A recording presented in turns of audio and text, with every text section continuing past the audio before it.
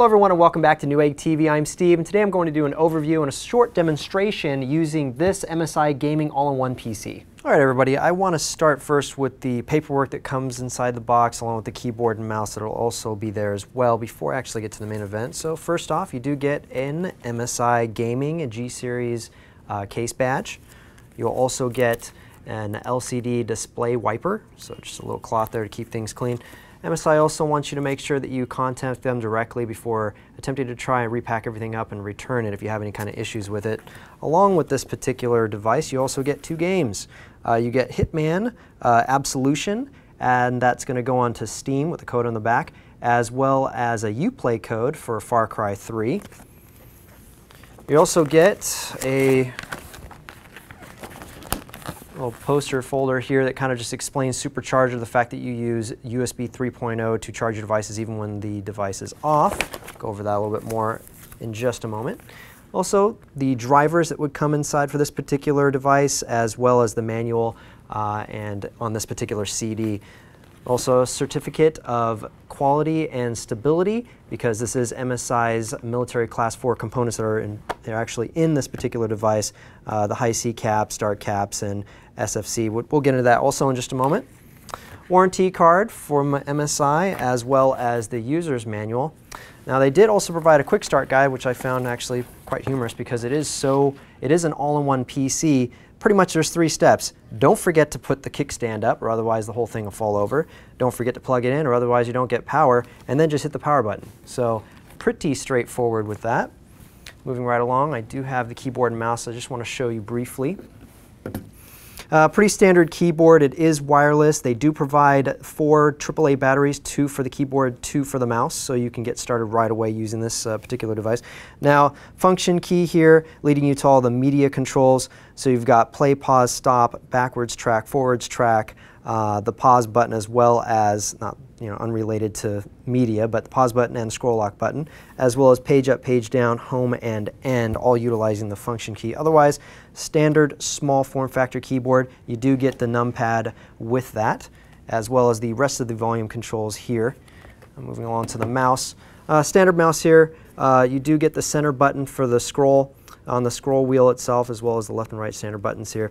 I'll flip around to the back just to show you that there is actually a reconnect button should you have any issues, and an on-off switch to save power. Inside the compartment, that's where you'll find the USB dongle to actually plug it in and give yourself the wireless connection. And since it is just a single USB plug, you can get both mouse and keyboard support out of it. Although if you are a true gamer, you'll probably have your own peripherals to begin with anyways.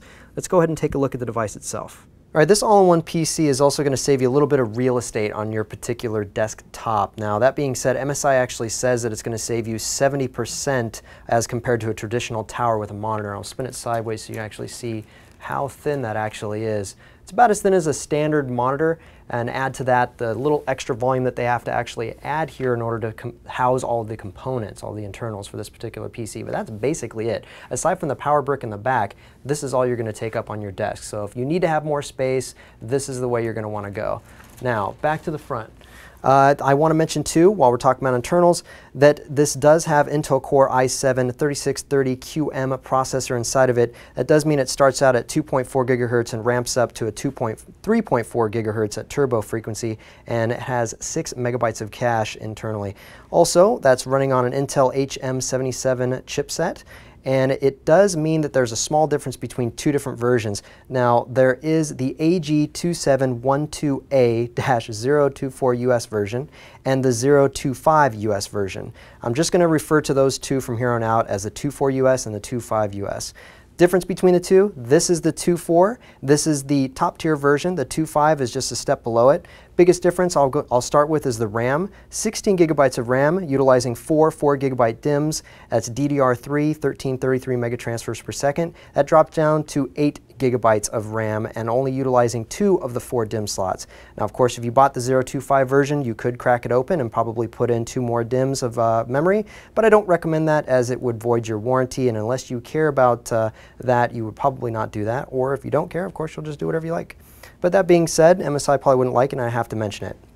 So for the video card in this particular device, we have an AMD Radeon HD 8970M with 2 GB of GDDR5 memory. For storage, once again, there's going to be 2 different versions. The 24US version has 2 drives, a primary 128 GB SSD drive, and a 2 TB 5400 RPM secondary drive. The 2.5 version is going to have 1 TB, a single drive that's 1 TB 5400 RPM drive. And then both versions will utilize MSI's military class 4 motherboard components. That means they're coming threefold with super ferrite chokes, high C capacitors that are low profile, highly efficient, as well as dark capacitors that are highly efficient and high heat resistance.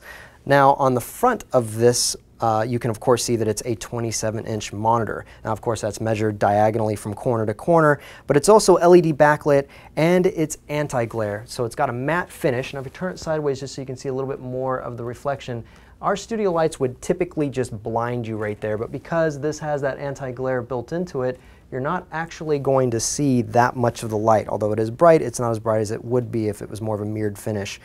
Now that being said, this is capable of 1920 by 1080 resolution, so then that means you're going to get 1080p if you're watching videos on the Blu-ray ROM.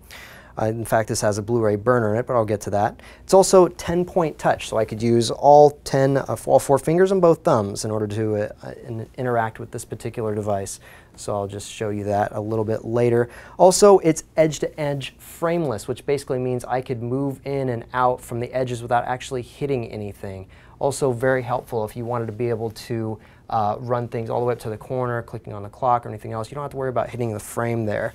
Also, it has what MSI is calling flicker-free technology, which basically means they're utilizing special tech that stabilizes the power current in order to prevent flickering and in turn reduce eye strain while using this under extended use.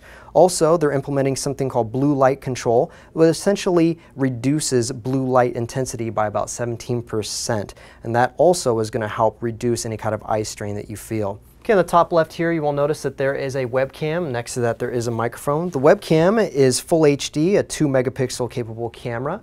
To the right of that, there is a small LED that's also related to the webcam. It's going to light up whenever it's in use. That way you know when that webcam is currently recording. Also, as you can tell, this is Windows 8, and it is the 64-bit edition. There's also Bluetooth 4.0. And for the audio, we have a 5.1 channel audio coming from the Realtek ALC887 chip. There's 2 built-in speakers at the bottom here. Those are both 5-watt speakers and are THX True Studio Pro compatible. And on the side, which I'll rotate so you can get a better look at it, is the the Blu-ray burner. Now that is the 2.4 US version. Of course, the 2.5 US version comes with a Blu-ray combo drive. So it doesn't have Blu-ray burning capability, but will allow you to read Blu-rays, DVDs, and CDs, and also be able to burn to CDs as well, and DVDs. Moving along to the back here, this does enable you to use VESA mounts.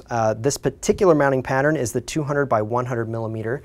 So here's where you'd actually be mounting it, and then you'd have to, of course, remove these in order to take the stand off of it to do so. Down at the bottom left here is a Kensington Lock. So if you needed to secure this device, you could use a Kensington Lock to do that. On the bottom right here, it's really sort of small, but these are all the inputs and outputs.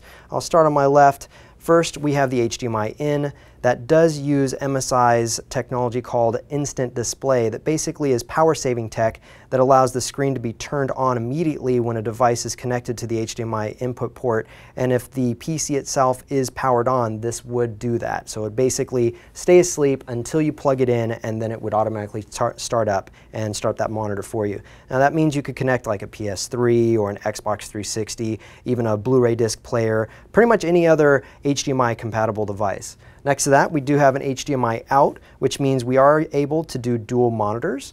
I'll show that in just a little bit.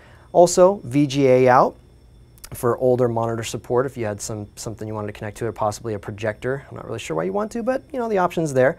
Next to that, we do have a Gigabit Ethernet port and 4 USB ports. 2 on top here are USB 3.0. That does use MSI's supercharger, which basically allows you to charge your devices even when the all-in-one PC is off.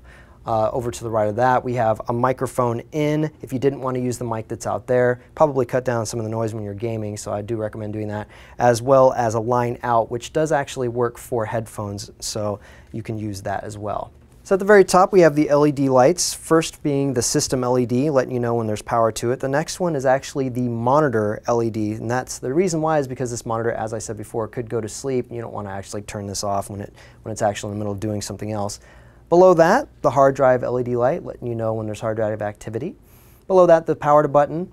And then we also have the monitor source ins, so you can select between different sources, as well as a menu button for the on-screen display menu, up and down for the volume, 2 more USB 3.0 ports, a 3-in-1 card reader allowing you to use SD, MMC, or MS cards, as well as the AC power adapter connector. All right, so there's a couple different games on the market, or actually several games on the market that are touchscreen compatible. Namely, for this particular device, we have Civ 5, Ruse, Wargame, European Escalation, but I'm actually going to use Civ 5 just really quickly. You can see here there's 3 different versions, DirectX 9, DirectX 10, and 11 compatible, and then we have Windows 8 touch enabled. So let's go ahead and use that. So here's the basic touch controls to use with Civ 5. So you can zoom in, you can double tap to move units, tooltips and movement, you can also click and drag them. You can also double click to exit a move mode, or you can pan and slide across the screen and triple click in order to escape. So let's go ahead and show you how that works. So I have my own game that I started a little while ago, and I'm just loading into it just to save some time, just so I can show you exactly what's happening. So as I said before, you can zoom in, something like this. You can move units. Let me try and find a unit really quickly. Double tap your fingers and slide in order to move it around. And then you can click here to select your, actually I have to choose production first, that's why I can't do anything. I'm just going to select anything just so it'll go. And then I have to choose research. Animal husbandry, always important if you're into animals.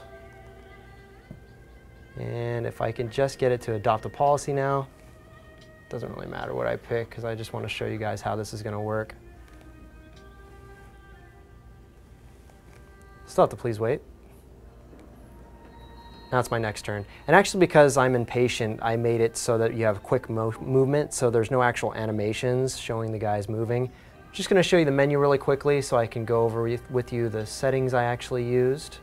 And go into options, video options. So you can't really change them now, but I'm at 1920 by 1080 with anti-aliasing off. I also have VSync turned off, but I do have high detail, strategic view, GPU texture decoding, and everything else on medium except for texture quality. I have that on low. So cancel out of that. So the faster way to do that, I could just have triple clicked and gone right into the menu the exact same way. So let me exit out of Windows now and show you something else. Okay, so as you can see, I'm using the main monitor here to actually show full screen video, and the other monitor here for dual monitor setup I'm actually using for extra real estate. So if I wanted to, let's say, look up something on the other monitor or do something else on the other monitor, or in fact you could actually use it for all of your tools if you're using Photoshop or any kind of productivity on the main monitor. You have the whole other monitor here to try and help offset any kind of tools or anything else you need up at the same time while you're using the other monitor. For me, I like the game, so a second monitor for me really just means I have my VoIP up in that other one. So I'll have TeamSpeak or Ventrilo or Mumble, and those will allow me to see people come and go. Of course, you can have an on-screen display to show that too, some kind of an overlay, right? But let's say I don't want to do that, and I don't want to, or it doesn't work properly with every game. That guarantees me I can actually see who's coming and going into the server. Also allows me to see my friends list and everything else and interact with people much easier than it would just an on-screen overlay pop-up. So what I've done right now is put the computer to sleep so that this way the main source that's currently live going to the monitor is via the HDMI in coming from the Xbox 360. Now what that means is if I put the computer to sleep, no other source will come alive until I plug in another HDMI source other than the Xbox 360. So if you're gaming on your 360 or your PS3 and you want to flip over to your PC, then you can leave the PC awake and not put it to sleep. And as soon as you shut off the Xbox 360, in a few seconds it'll flip over automatically to the PC. So that being said, let me actually show you how instant display works. And by doing so, I'm actually going to shut off the monitor itself. I'm clicking the source button, moving that over to off. Now I'm going to disconnect the Xbox 360 and act as though we just plugged in the PS3. for the very first time, which I'm doing. And Instant Display has automatically turned the monitor back on again because it recognized signal coming in from the HDMI cable, and then the PS3 is instantly on. So, like I said before, if you leave the PC asleep, then essentially that will switch between whichever HDMI devices you plug into it. If you don't, then it'll just flip over to the PC after leaving it disconnected for probably 3 seconds or so. All right, everybody, that wraps up this overview of MSI's all-in-one gaming PC. If you liked what you saw today, don't forget to click the like button. If you haven't already done so, click subscribe, and we'll see you soon.